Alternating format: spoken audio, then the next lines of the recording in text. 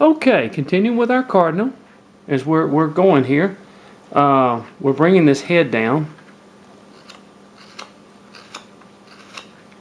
kind of like this.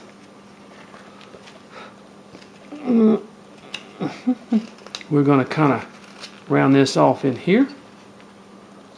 Kind of bringing that head down. Nothing special. Just kind of. Now, of course, when you get down to here, you don't want to round. You don't want to round. You want to leave that flat.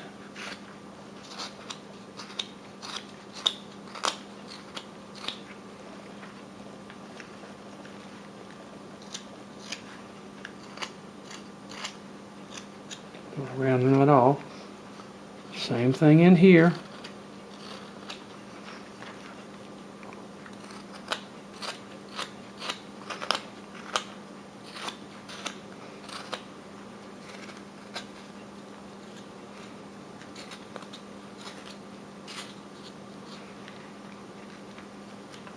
And his tail.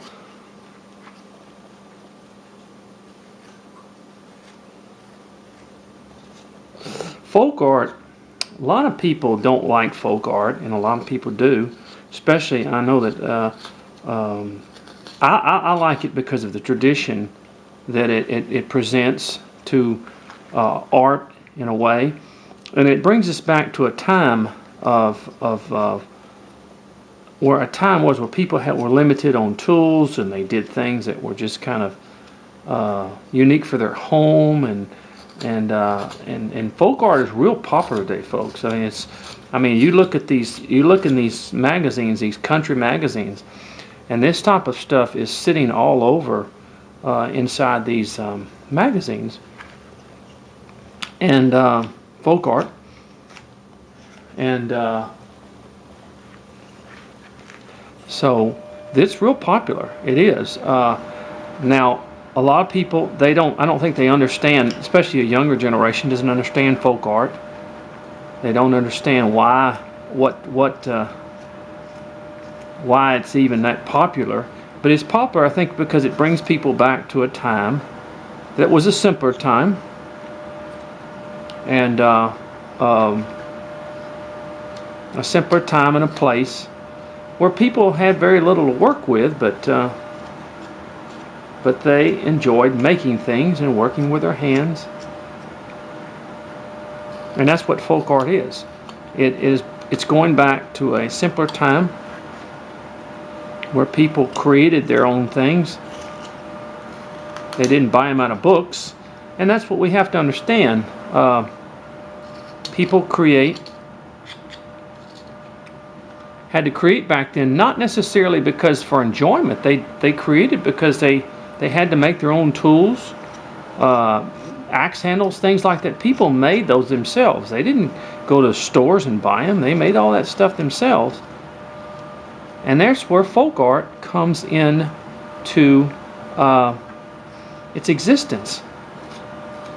And a lot of this stuff that we're doing is really, as people say, well, it's kind of simple looking. Well, that's because that's what folk art was. It was things that people created back a long time ago because they did not have stores just to go buy, and people didn't have the money they have today. So they just basically took pieces of wood and they made them themselves folk art pieces for their kitchens and stuff like that. They have we're going to do a folk art cow, and they did a lot of those. People love those. And people collected, and so they had to basically do their own thing. If you go back and look at tramp art, that's a folk art thing. And even though back then hobos made them, that people didn't buy much of it. But tramp art, if you look at it today, is quite exquisite, and they have quite hefty prices on them. When I'm saying tramp, which is hobo art. Hobos carried knives around, and often in boxes and stuff they built things.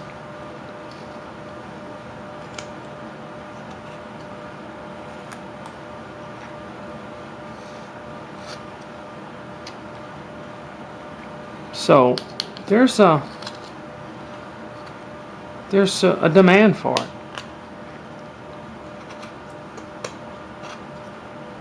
Okay, we're about got him down to that piece where it kind of now we can take this and just barely touch this right here, but that's not going to show anyway, so all right. Here, let me I want to go a little bit more in here.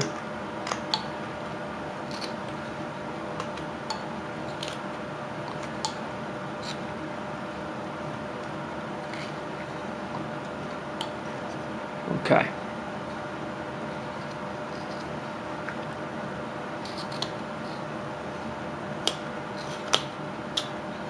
There we go. Now, just sort of like that. Okay. And we want to come up right here. Okay. Now we've got that done. Let me kind of get this running right here. Now, if you want to instead of having that, sort of take your knife and just sort of flatten this out right in here. There we go. If you want to, just flatten that out just kind of like that, like it's a feather. Make this kind of flat in here, see? Rather than rounding like an oval shape, just making it flat like that. There we go. See that? Okay, now let's take our wings. See if we look at that like that. Let's take our wings, and what I'd like to do is sort of bring them down, this end down like this. Now in the book they just sort of left them in that shape, but I don't want to do that. See why I said you want the grain to be running this way? Because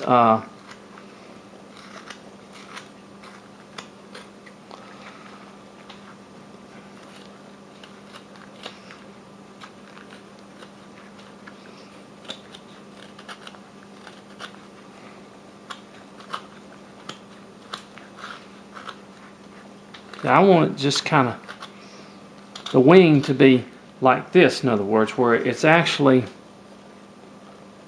coming down like that. See how it is? Let's run this across here.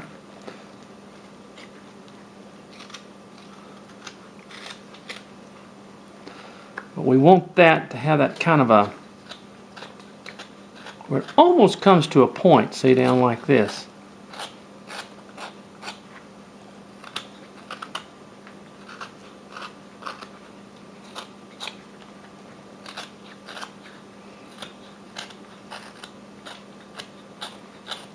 There we go, that's looking. And then we want to kind of just bring this down just a little bit.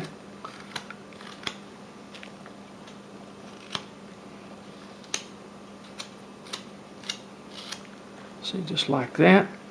Where you have kind of the wing kind of comes up to a point here.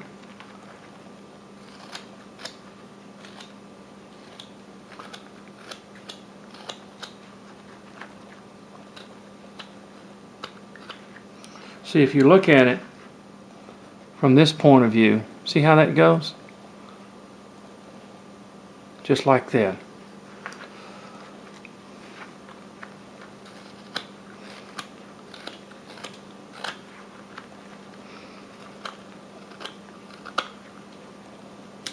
Uh-oh. Oop. Wow, there was a bad place in the wood. That's okay. That's no big deal. Well, we've got it. There was a bad place in the wood. Now you got to watch it, folks. I'll tell you what, you run into that sometimes, where you get you a bad place in the wood.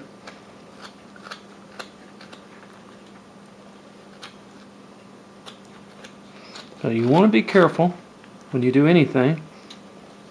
But you see that shape that we're making right here, where when you look at it, it kind of bowls over like that.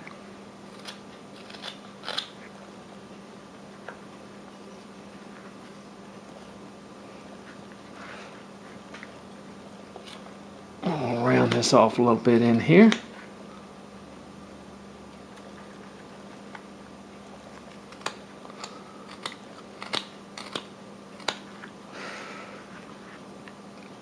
Like this. Now look at that. See that? But I want to come down a little bit more in this area.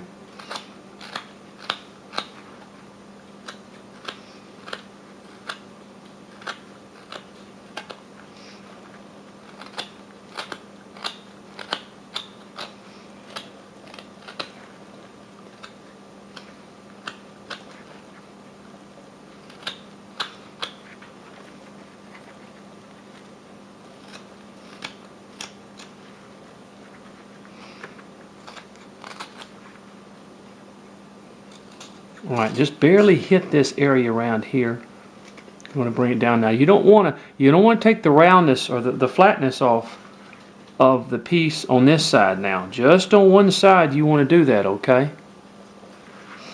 Just on one side you want to do that. Get it kind of rounded off.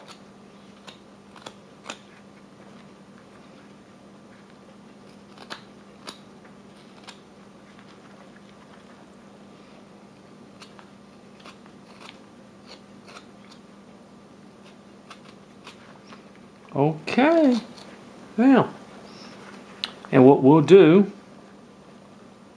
now look at that, see? Now it actually goes like this,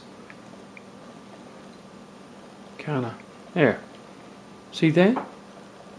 How that will look, and that'll be glued onto there. Now if you want to bring it down, we can bring it down even, once again, I've got a bad place here in this, the middle of this wood here. I got to be careful. See it? See how the grain changes so quickly on you right in here, and you got to be real careful. But anyway, there is the piece. Okay?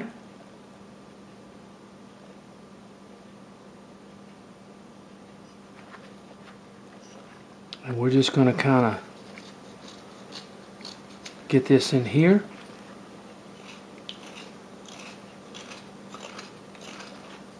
Get the saw marks off of it in there, and then you fit your piece on there. We'll glue the piece on like that, and there you are. Now we're going to do the other one like that also, and we're going to position it like that also. So I'll do that, and then what I want to do is just kind of all right, hold on.